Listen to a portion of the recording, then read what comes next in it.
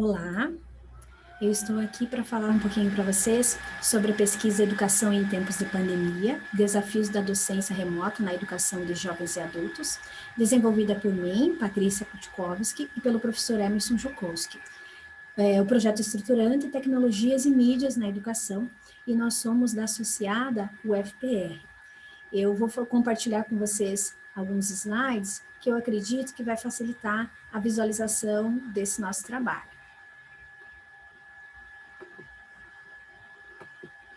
Então, um pouquinho sobre a realidade atual que nós estamos enfrentando, segundo a Organização das Nações Unidas para a Educação, a Ciência e a Cultura, a Unesco, com a crise causada pela pandemia do Covid-19, mais de 90% dos estudantes em todo o mundo foram afetados com o fechamento das escolas e universidades.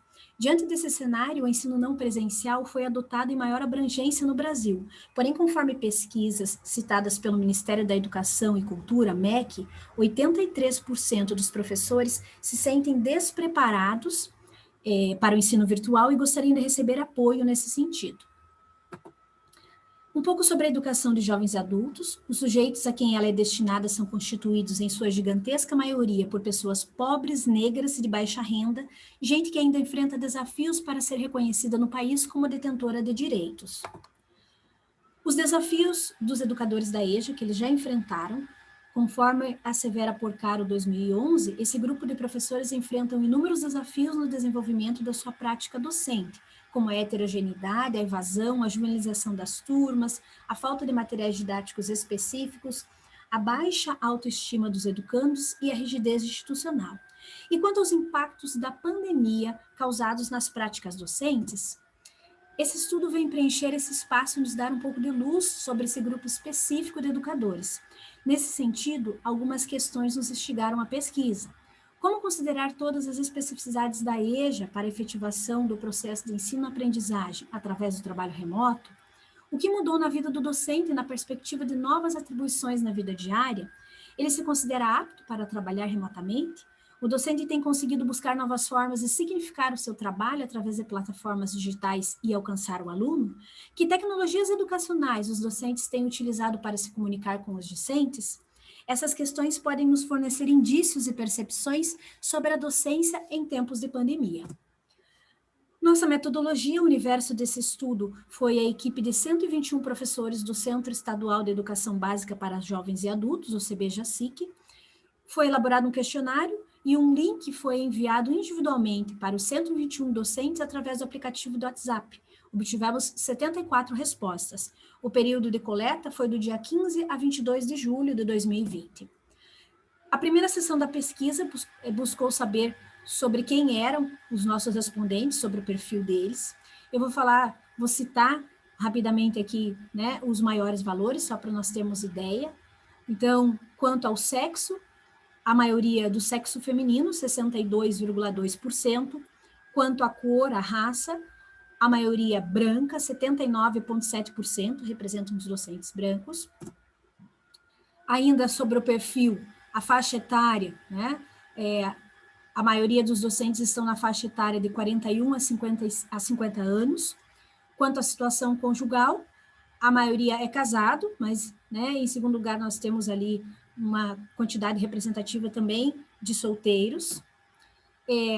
Quanto à quantidade de filhos, a maioria 32 de 74, né, não possui nenhum filho.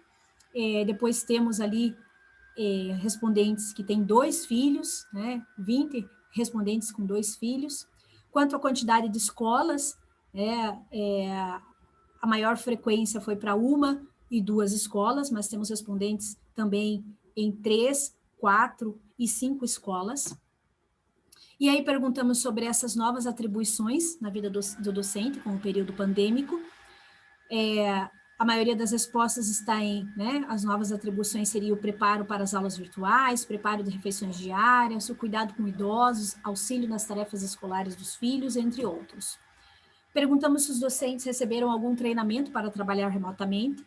70,3% disseram não ter recebido nenhum treinamento, e os outros 22 disseram ter recebido algum treinamento e avaliaram esse treinamento recebido em insuficiente, suficiente, satisfatório e ótimo.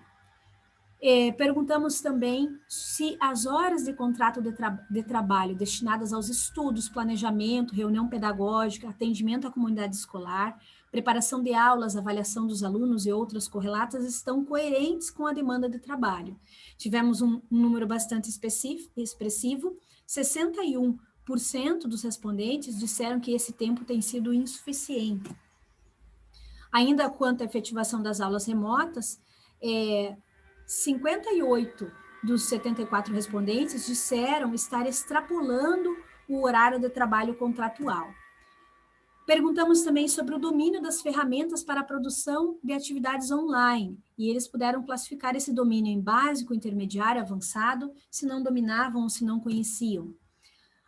Ainda para a efetivação do trabalho remoto, perguntamos sobre as condições materiais, internet, celular, computador, o ambiente de trabalho como um todo. Eles puderam classificar esse ambiente em péssimo, regular, bom.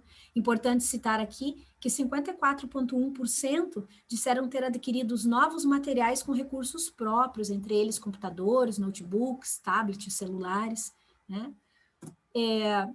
Sobre a familiaridade dos docentes com o uso das tecnologias para fins educativos, questionamos se os docentes se sentem à vontade para gravar e expor videoaulas. 33 dos respondentes disseram que não se sentem à vontade. 28 deles disseram não gravar videoaulas. Ainda sobre as ferramentas para compartilhar atividades com os alunos antes da pandemia. Importante notar que 43 dos 74 respondentes não utilizavam nenhuma ferramenta tecnológica para compartilhar essas atividades com os alunos da educação de jovens e adultos, né? Aí nós temos outros números, WhatsApp, e-mail, em menor número, né, de docentes que faziam esse compartilhamento. Sobre o uso das tecnologias no contexto específico da educação de jovens e adultos, importante notar ali que 70,3% disseram que as tecnologias contribuem se há uma cultura de ensino remoto. Ainda um número expressivo representado por 52,7% dos respondentes diz que as tecnologias não se adequam ao público a que se destina, no caso, a educação de jovens e adultos. Pedimos para que eles avaliassem a plataforma Google Classroom, em péssima, regular, boa e excelente. Em maior número, nós temos 46% dos respondentes que avaliaram como sendo uma boa ferramenta. Sobre os recursos para dar continuidade às atividades escolares, importante notar ali que 56 dos 74 respondentes disseram ainda disponibilizar o material físico para que o aluno retire na escola, 70 disseram utilizar WhatsApp ou ferramentas similares, e 68 deles a utilização do Google Sala de Aula ou Google Classroom. Sobre a participação dos educandos da EJA na plataforma Google Classroom, um número muito expressivo, 85% dos respondentes disseram que essa participação tem sido insuficiente. Perguntamos quais são os fatores que dificultaram o acesso dos alunos da EJA ao Google Classroom.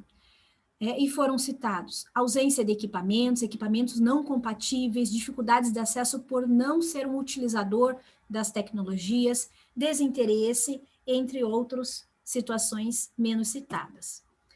Sobre a utilização do Google Classroom, ou Google Sala de Aula, pelos educandos, 40 dos 74 respondentes disseram que essa é uma ferramenta de nível intermediário quanto à sua utilização. 17 citaram como sendo complexa e 13 como sendo mais simples, e outras em menor quantidade. Sobre uma futura implantação da EJA à distância, expressivo o número é que diz que seria 78% dos educadores disseram que seria uma péssima ideia. Concluindo, eu posso dizer que essa pesquisa, possivelmente, ela pode se constituir em um material que poderá ser consultado para avaliação de políticas públicas educacionais voltadas à formação continuada e adequação dos currículos superiores na modalidade de licenciatura para atender às demandas de uma sociedade cada vez mais tecnológica, considerando as dificuldades dos professores em desenvolver atividades remotas, agregadas também às desigualdades socioeconômicas. Especificamente no contexto da educação de jovens e adultos, é preciso também considerar todas as especificidades desse público bastante heterogêneo para avaliar a possibilidade futura do ensino não presencial.